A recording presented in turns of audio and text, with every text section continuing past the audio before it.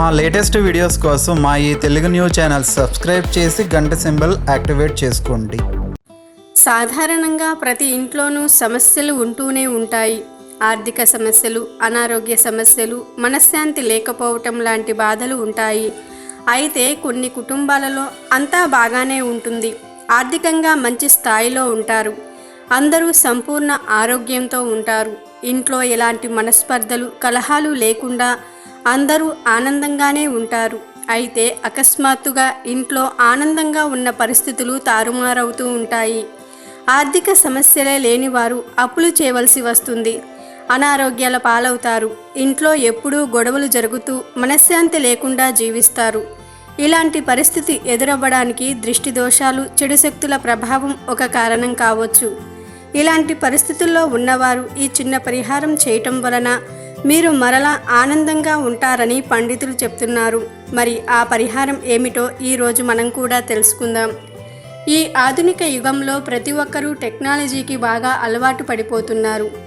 ఏ చిన్న సమస్య ఎదురైనా దానికి పరిష్కారం కోసం గూగుల్లో సెర్చ్ చేస్తున్నారు. మారుమూల ప్రాంతంలో ఉన్నవారైనా మొబైల్ వాడుతున్నారు.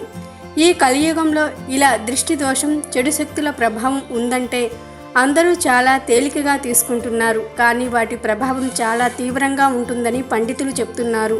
చాలామంది వేరు ప్రదేశాలకు వెళ్ళినప్పుడు ఎంతో ఖర్చు పెట్టి కేవలం ఇంట్లో అలంకరణ కోసం ఏవేవో వస్తువులు తెస్తూ ఉంటారు. కానీ దాని వలన ప్రయోజనం కొంతకాలమే. ఆ వస్తువు పాడైపోతే చెత్తబుట్టలో పడేస్తారు. కానీ ఎంతో శక్తి కలిగిన, మనకి ఎంతో జ్ఞానాన్నిచ్చే ఈ ఒక్కటి మీ ఇంట్లో ఉంచటం వలన మీ ఇంట్లోకి ఎలాంటి ప్రతికూల శక్తులు ప్రవేశించవని పండితులు చెప్తున్నారు. అవే రామాయణం, మహాభారతం, భగవద్గీత గ్రంథాలు. ఇవి పూజ గదిలో ఖచ్చితంగా ఉండాలని పెద్దలు చెప్తున్నారు. కేవలం పూజ గదిలో ఉంచి పూజించటం మాత్రమే కాదు, ప్రతిరోజు వాటిని చదవాలి. తద్వారా మీకు జీవితంలో ఎదురయ్యే అనేక సమస్యలకు పరిష్కారం దొరుకుతుంది. వాటిని మత గ్రంథాలుగా కాకుండా మీ జీవితాన్ని తీర్చిదిద్దడానికి ఉపయోగపడే శక్తిగా భావించి ప్రతిరోజు ధ్యానించాలి. ఇలా చేయటం వలన మీ ఇంట్లో ఎలాంటి సమస్యలు ఉండవు. కావున మీరు కూడా ఇప్పుడు మనం చెప్పుకున్న విధంగా చేయటం వలన మీ ఇంట్లో ఉన్న అన్ని సమస్యలు తొలగి ఆనందంగా, ఐశ్వర్యం కలిగి జీవిస్తారు.